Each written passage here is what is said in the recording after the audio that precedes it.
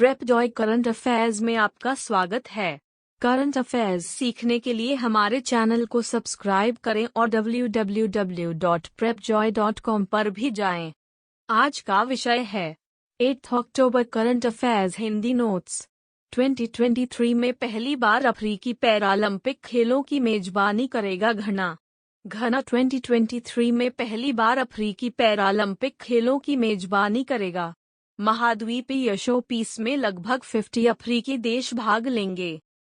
महाद्वीपीय आयोजन की स्थापना के बाद पहली बार घना 2023 में अखिल अफ्रीका खेलों के 13वें संस्करण की मेजबानी भी करेगा। विश्व कपास दिवस 7 अक्टूबर। विश्व कपास दिवस हर वर्ष 7 अक्टूबर को मनाया जाता है। 2021 की विषय वस्तु कॉटन फॉर गुड है।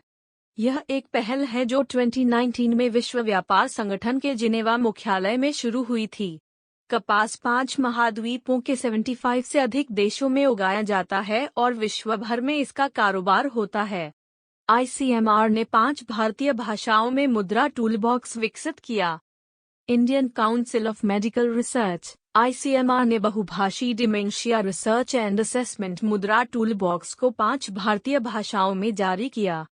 भाषाएं हिंदी, बंगाली, तेलुगु, कन्नड़ और मलयालम हैं। यह भारतीय आबादी में मनोभ्रंशग्रस्त के निदान के लिए एक व्यापक उपकरण है। पाकिस्तान के लेफ्टिनेंट जनरल नदीम अंजुम बने ISI के नए प्रमुख। पाकिस्तान में इंटर सर्विसेज इंटेलिजेंस ISI के प्रमुख लेफ्टिनेंट जनरल फैज हमीद को बदल दिया गया है। उनकी जगह लेफ्टिनेंट जनरल नदीम अंजुम को नियुक्त किया गया है। अंजुम पहले कराची कोर के कमांडर के रूप में कार्य कर चुके हैं। वीजा ने शुरू की भारत की पहली कार्ड ऑन फाइल टोकन सेवा। हाल ही में वीजा ने भारत में card on file COF token सेवा शुरू की है। इसे मोबाइल आधारित भुगतान फर्म जसपे के साथ साझेदारी में लॉन्च किया गया है। कार्ड टोकनाइजेशन एक टोकन सेवा प्रदाता द्वारा एल्गोरिथम से उत्पन्न टोकन के साथ संवेदनशील ग्राहक डेटा को प्रतिस्थापित करने की एक प्रक्रिया है। नस्कॉम के डिजाइन और इंजीनियरिंग शिखर सम्मेलन का 13वां संस्करण आयोजित। नस्कॉम द्वारा 6 से 7 अक्टूबर 2021 को डिजाइन और इंजीनियरिंग शिखर सम्मेलन के 13वें संस्करण का आयोजन किया गया। शिखर सम्मेलन का विषय इंजीनियरिंग द नेक्स्ट था। शिखर सम्मेलन को इलेक्ट्रॉनिक्स और IT, कौशल विकास और उद्यमिता राज्य मंत्री राजीव चंद्रशेखर ने संबोधित किया। पेरिस जलवायु समझौते की पुष्टि करने वाला तुर्की अंतिम G20 देश बना। तुर्की ने पेरिस जलवायु समझौते की पुष्टि की, जिससे वह ऐसा करने वाला अंतिम G20 देश बन गया। अनुमोदन 31 अक्टूबर 2021 से शुरू होने वाले जलवायु शिखर सम्मेलन से पहले आया है, जिसे COP26 के रूप में जाना जाता है। पेरिस जलवायु समझौते का उद्देश्य वैश्विक ग्रीनहाउस गैस उत्सर्जन को काफी हद तक कम करना है। स्थापित किए जाएंगे 75 विज्ञान प्रौद्योगिकी और नवाचार STI हब।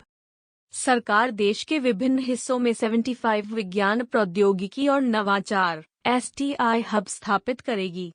ये विशेष रूप से अनुसूचित जाति SC और अनुसूचित जनजाति ST के लिए होंगे। STI हब विज्ञान और प्रौद्योगिकी के इनपुट के माध्यम से स्वदेशी ज्ञान प्रणाली IKS में सुधार करते हैं। मलेरिया के खिलाफ WHO से मान्यता प्राप्त दुनिया का पहला टीका। यह 3 राष्ट्रीय स्वास्थ्य मंत्रालयों द्वारा पेश किया जाने वाला पहला मलेरिया टीका भी है। मॉस्क्विरिक्स टीके में मलेरिया को काफी हद तक कम करने की क्षमता दिखाई गई है। टीका विश्व स्तर पर सबसे घातक मलेरिया परजीवी P. फाल्सीपेरम के खिलाफ काम करता है। कॉर्बेट टाइगर रिजर्व का नाम बदलकर रामगंगा राष्ट्रीय उद्यान। केंद्रीय पर्यावरण मंत्रालय ने कॉर्बेट टाइगर रिजर्व सेंटर का नाम बदलकर रामगंगा राष्ट्रीय उद्यान RNP कर दिया है। रामगंगा नदी कॉर्बेट टाइगर रिजर्व से निकलती है और रिजर्व की जीवन रेखा के रूप में जानी जाती है। कॉर्बेट रिजर्व की स्थापना 1936 में हुई थी। वीडियो देखने के लिए धन्यवाद। यदि आपके पास हमारे लिए कोई सुझाव है तो कमेंट करें। अगर आपको वीडियो पसंद आया है और इसे अधिक देखना चाहते हैं तो लाइक बटन पर क्लिक करें और भविष्य के वीडियो के अधिक अपडेट प्राप्त करने के लिए सब्सक्राइब बटन पर क्लिक करें।